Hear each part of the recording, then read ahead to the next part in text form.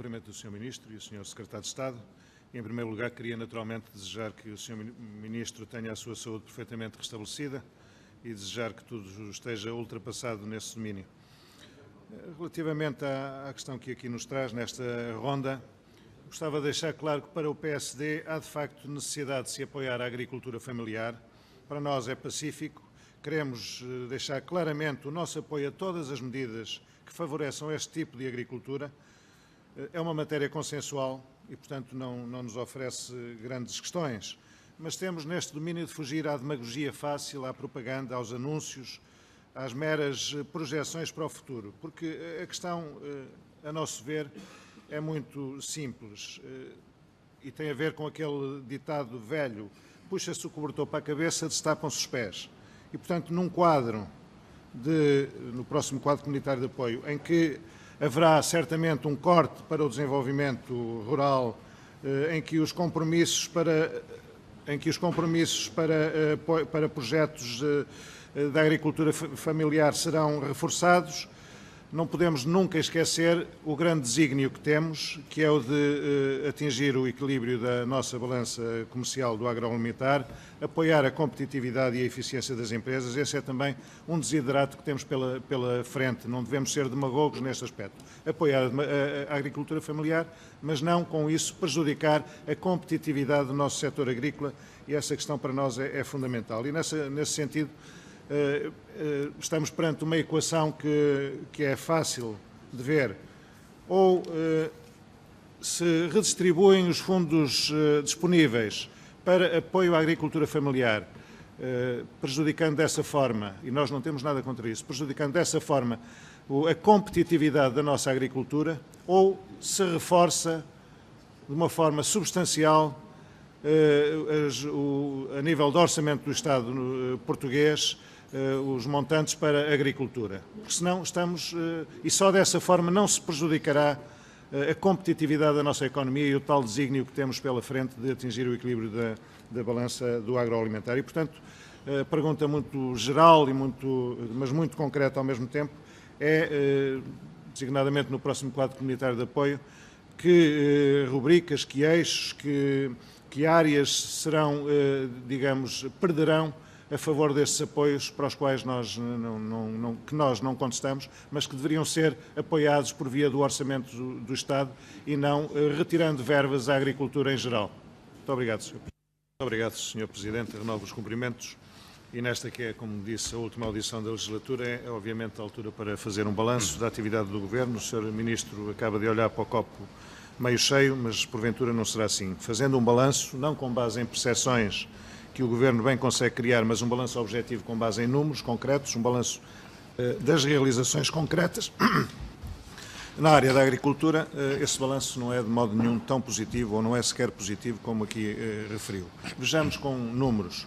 Ao nível do investimento e competitividade do setor, designadamente do PDR 2020, decorridos quase 6 anos dos 7 anos do PDR 2020, a execução está muito aquém do desejável para manter o dinamismo que o setor agrícola demonstra e que a política pública deve cativar e apoiar. A taxa de compromisso é de apenas 85%, quando para se garantir... Apenas 85%, claro. Quando para se garantir um aproveitamento total dos fundos, o Governo teria de ter, já neste momento, uma taxa de compromisso de cerca de 100%. Foi o que aconteceu, aliás, com o anterior quadro comunitário, se bem se lembram. Mas quanto à execução, que é mais grave ainda, constata-se que há apenas uma taxa de 52% e das 3 áreas que são realmente importantes para o desenvolvimento da nossa agricultura, as taxas são baixíssimas. É que já decorreram 6 anos do 7 do programa, 52%. E vejam-se as percentagens intercalares. A área da inovação e conhecimento tem apenas 27% da taxa de execução. A área da competitividade e organização da produção tem apenas uma taxa de execução de 40%. A área do desenvolvimento, que é fundamental para os pequenos projetos, para a agricultura familiar, como há pouco falávamos, tem apenas 18% de taxa de execução. E há pormenores depois até que são bem paradigmáticos do estado do programa, que é, por exemplo, o facto de as operações de aconselhamento aos nossos agricultores terem uma taxa de execução de apenas 5%.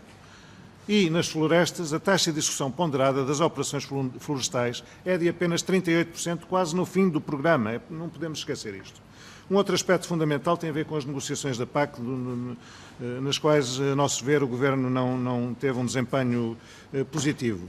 O segundo pilar da PAC tem um peso importante em Portugal, para Portugal, como sabemos, e o que está equacionado é a diminuição muito significativa das verbas atribuídas a Portugal, e isso será, de facto, um prejuízo enorme para nós. Na floresta não foram criados, por mais que o Sr. Ministro queira arvorar-se no grande reformador da floresta, não foram criados, de facto, instrumentos que aumentem ou tornem atrativo o investimento no setor da floresta, que é isso que importa aos produtores, é isso que interessa a quem está na floresta, e só dessa forma se conseguem resolver os problemas da floresta. O Governo foi uma desilusão nesse aspecto, não criou mecanismos para aumentar o rendimento florestal dos nossos produtores, e, além disso, tomou opções que em muito contrariam aquilo que era desejável, que era aproximar as pessoas do interior, captar populações para o interior. Veja-se, por exemplo, a questão do sistema de cotas para o eucalipto, que promove o abandono dos territórios do interior e acentua as disparidades entre territórios.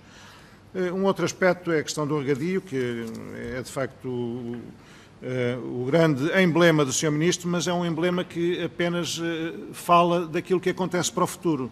E nós estamos aqui numa altura de balanço, temos de ver o que foi feito até hoje, de concreto, de palpável, e aí o Plano Nacional de Regadio é, de facto, uma grande desilusão. No fim da legislatura o balanço é simples, deu-se seguimento àquilo que vinha do anterior quadro comunitário de apoio, em concreto. O que está no terreno, os projetos que o Sr. Ministro aí elencou, são a sequência do que vinha do anterior Governo e, pasme-se, a taxa de execução da operação de melhoria de regadios é de apenas 10%.